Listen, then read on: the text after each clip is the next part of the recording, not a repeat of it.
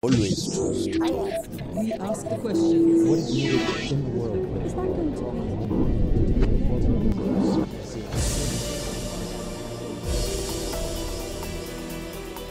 More than a year ago, at the height of the Italian fiscal crisis, Italian Prime Minister Berlusconi was forced to resign.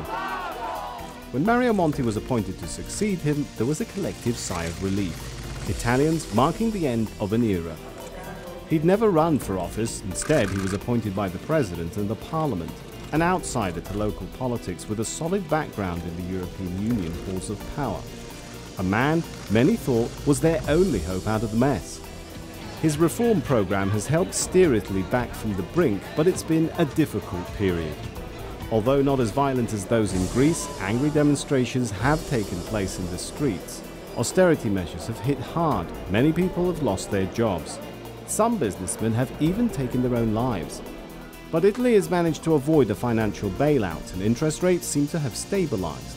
Plus, European leaders appear heading towards banking union, which may channel aid directly to Eurozone banks and relieve governments from carrying that aid in their financial books. Sounds good? Well, it's not a done deal yet. German voters, among others, are less than happy to make yet more rescue cash available for other economies. So will all the grand plans come together in time to maintain confidence in countries like Italy?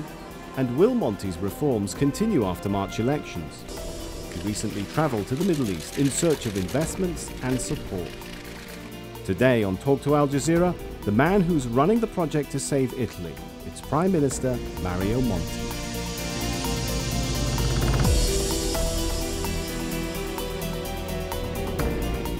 Prime Minister of Italy, Mario Monti, thanks so much for talking to Al Jazeera. It's a pleasure. You're here in the region. What is your message to investors in this part of the world? My message is look at the Eurozone. It has vastly stabilized itself.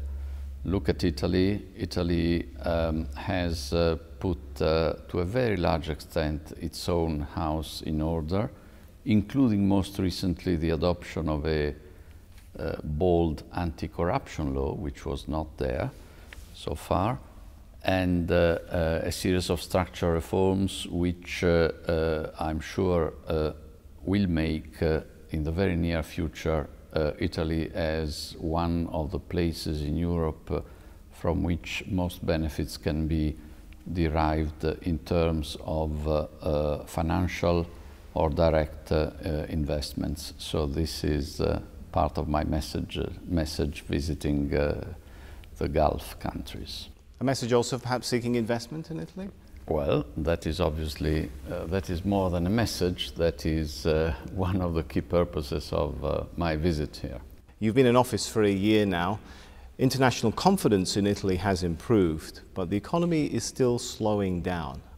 Is the reform program working? Is your reform program working? It is working. It is working. Its first objective was budgetary consolidation and to secure the situation of Italy in the financial markets. We are achieving this, and in 2013 Italy will be one of the rare EU member states to achieve a balanced budget in structural terms.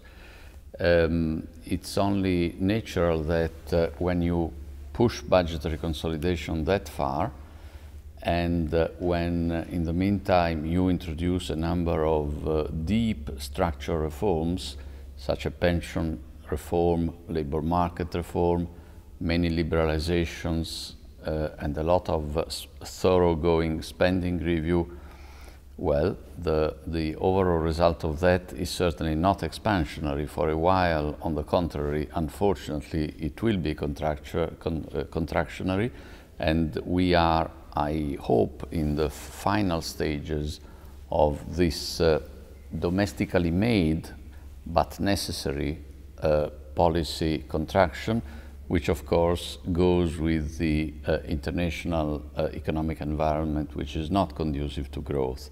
But Italy will be, in the course of next year, ready to pick up, because it will have substantively restructured its own policy making and the roots of its economy, and it will have an increased productivity and competitiveness. So that's why I'm making the point that do it now if you want to invest in Italy, because prices of assets may rise later. Yeah. Is it possible to say that you're done with austerity measures for now? You won't be introducing, or there's no need to introduce any further austerity measures in Italy? That is correct. Will the focus then be on growth if you're done with all the structural reforms? And if so, how? How are you going to promote growth going forward? We are done with introducing measures towards austerity. We concentrate on growth, but it's not that we start concentrating on growth now, because since day one, as we introduced austerity measures, we at the same time went the route of structural reforms, and that is a policy for growth, that is removing the structural impediments to growth as suggested by the European Commission, by the IMF, by the ECB and everybody, so that we are continuing to introduce measures for growth, but we will also be seeing come out of the pipeline soon the positive effects on growth of the measures introduced since 1 year, which could not give immediate results. But you're on the record as having said that maybe some mistakes were made. Maybe you would have liked to have paid more attention to the poorer citizens in society. Going forward, how might you try to address some of those mistakes, try and pay more attention to poorer citizens? What sort of measures might you like to introduce or perhaps I'll weaken make a distinction when I say that we may well have made mistakes. I believe I say a platitude, but which is often not said by real politicians. And when I say that I would have liked to be able to assist the poor more, that is, I mean, not having done that, unfortunately, was not a mistake, was simply a lack of resources. We, nevertheless, did modify previous policies in the sense of a more equitable policy, for example, by being much more tough than was the case in the past against tax evasion, and by introducing some taxation of assets, for example, on first houses, which exist in virtually all OECD member states, but which had been recently taken away with a policy mistake, I believe, in Italy. Can you say that Italy is now safely beyond the point where it would need to seek either a sovereign bailout or any form of international financial assistance? I believe this is definitely the case. In the Eurozone, of course, we are all linked to each other, so we will never be, I mean, not even the most powerful and financially solid countries will ever be totally sure that nothing will happen. But yes, concerning the, in particular, the mechanisms devised recently in the EU to stabilize interest rates in the sovereign bond markets, about that instrument, we are happy on both accounts. One, Italy has been probably the main instigator of the introduction of this instrument, finally agreed unanimously by the EU. And secondly, we may well not need to use it. Well, on that point, what do you say to some analysts who say that Italy probably will at some point have to access the ECB's bond buying program under the outright monetary transaction program? Are they wrong? Time will tell. Well, what do you think? As I just said, I think that Italy will not need to do so, but we are in a safe place because that instrument does now exist. It would not have existed without Italy's persuasion on our colleagues, the other member states. But given the huge progress achieved in stabilizing our budgetary policy, I don't see in the foreseeable future a need to do that. As you address investors, whether it's in the Middle East or beyond, what do you say to them when they ask the question of what guarantee do we have that Prime Minister Monti's reform program will continue after elections in March next year? I would say two things. One, what guarantee did investors have about any specific desired outcome of the US presidential elections? Or even more, what guarantee would investors in China have about the transition process decided by the Chinese Communist Party, and so on. So Italy does have many specificities, but having elections from time to time is not an Italian specificity. So my answer would be, please relax. Having said that, there is no doubt in my view that in the recent past, particularly, but not only in the last 12 months, the Italian society and also the Italian political system have gone through an important change. We may, as a government, have facilitated the understanding that something had changed. For example, you know that usually unpopular measures are hardly stomached by by people, by society. No one likes austerity.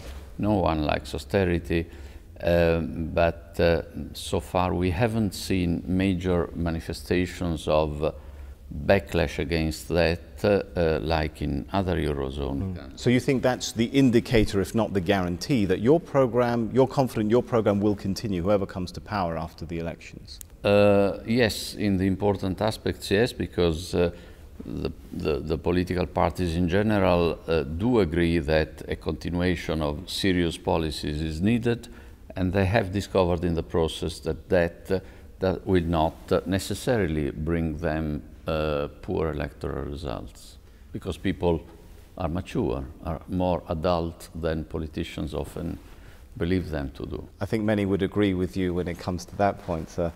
Is Europe moving fast enough for your liking on things like banking and fiscal union? Or are you worried at the speed? The speed of Europe is necessarily slow. There are 27 guys around the table, or 17 around the Eurozone table. As to the banking and fiscal union, I am worried if there are delays. That's why we and other member states fought hard in the last European Council and will continue to do so against temptations entertained by some very large member states to postpone the date. Perhaps like Germany? It did not occur to me, but you may be right, yes. Do you think that we will have an agreement on a banking supervisor by the end of the year, as was originally envisaged, or are we now off that target? No, we will. We will. I would consider it disappointing if we didn't. Which does not mean that on January 1st the system will be up and running. But at least we'll have an agreement in principle or in writing. Maybe then you have some ideas of how to resolve then, sir, this question which seems to be dogging the talks, how to include the participation of non-Euro members in banking supervision on an equal footing with Euro members. What are your thoughts on that? Not very easy, also because within the category of the non-Euro member states, there are some no Euro member states and some not now but as soon as possible Euro member states. So different objective and psychological variants of not being there already. I think that a solution will have to be found. Obviously, things are not made easier by the fact that so much of the EU's financial activities take place in the City of London, which does not exactly appear close to the moment when it might become a member of the Eurozone. But on the other hand, it is a great interest of the UK to remain as much as possible on board as regards the single market in general and the single market for financial services specifically. At any rate, my position, Italy's position, has always been the position of building bridges as much as possible between the euro ins and the euro out. If there is a delay in sorting out this issue of banking supervision and banking union, that will also delay the supposed next step, which is direct recapitalization of banks in the Eurozone by the European Stability Mechanism. Would that have a negative impact on Spain, on perhaps even indirectly on countries like Italy? I take note, although I do not share your heroic effort to bring Italy in a prominent role in the picture concerning this topic, but certainly should there be a postponement of the direct banking recapitalization, a decision, by the way, which was taken by the heads of governments already back in June, that would be damaging as a whole and damaging at least for Spain. This brings me to look with even increased emphasis at the need to achieve an agreement by the end of this year. What do you make of suggestions by some countries, like Germany, who reportedly would like to see the ECB play a supervisory role, but not on all banks, perhaps just the top banks? Would that undermine the ECB's supervisory capability? I think it would be a mistake. I think the ECB should have supervisory powers over each and every bank in Europe, although it may exercise that power through a network-based management system, of which there is a well-functioning system in Europe already for the network of the competition or antitrust agencies centered upon the Commission, but involving all the national competition authorities. Something similar is in the process of being devised for the banking supervision. And it would be a pity, objectively, to exclude banks of, let's say, below a certain size, also because we have seen that most cases of banking crisis in Europe recently have indeed concerned those apparently innocuous banks. And also it would be a mistake, considering specifically Germany, because, as we know well, the system of, in particular, the regional and local banks, the Landesbanken and the Sparkassen, so the regional banks and the savings banks, particularly for the regional banks, is not the brightest part of Germany's or of Europe's banking system. So it would be slightly irresponsible to leave that out of a tight, coordinated supervision. And related to that point then, so how do you feel about suggestions that the ECM powers of recapitalizations should be limited to future recapitalizations and not deal with any retroactive problems? Would that limit the effectiveness of the ESM's recapitalization powers? Probably yes. This is not a trivial issue, one has to admit. I don't have right now at hand a solution to submit to you, for which I apologize. No problem, sir. What would you say in general? There is a sentiment, it may not be accurate, but what would you say to those in the northern part of Europe who say, why should German taxpayers or Northern European taxpayers consistently underwrite and bail out problems in the south? What would you say to that sentiment, sir? To that sentiment, I would say, let's build sentiments on realities, first of all, and not on supposed realities. So definitely in some cases there has been bailing out, but that does not really correspond to a dividing line between North and South. Take the case of my country, Italy. Many Central and Northern Europeans may perceive that Italy is, because of its sunshine, because of its lifestyle, a debtor country. Italy is not a debtor country. Italy does not owe a single euro to any rescue or restructuring fund of the European Union.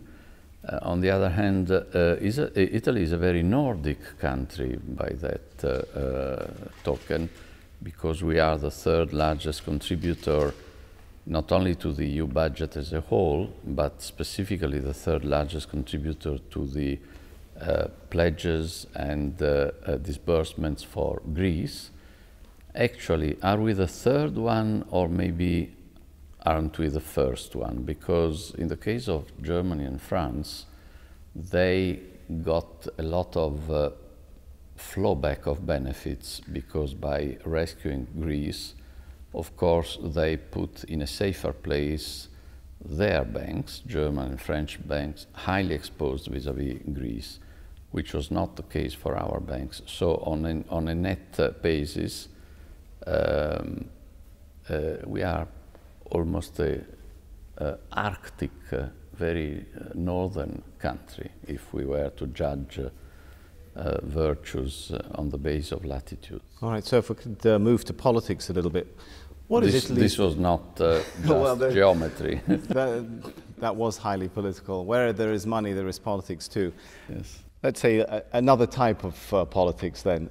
Will Italy recognize the Syrian National Coalition as the legitimate representative of the Syrian people? Well, we welcome very much the recent decisions in Doha, and I think it's an important step to for the international community to recognize that as legitimate. So you're supportive of that? You would like to see Italy, or you plan to recognize them? Can I surmise from what you're saying?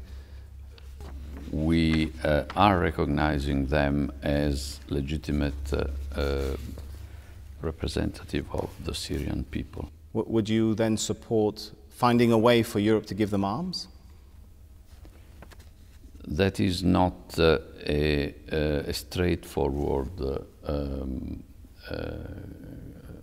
implication of the recognition aspect. That, of course, needs to take into consideration many other factors as well. At any rate, Italy's support for an inclusive coalition of the Syrian opposition, and we recognize the coalition as legitimate representative of the Syrian people.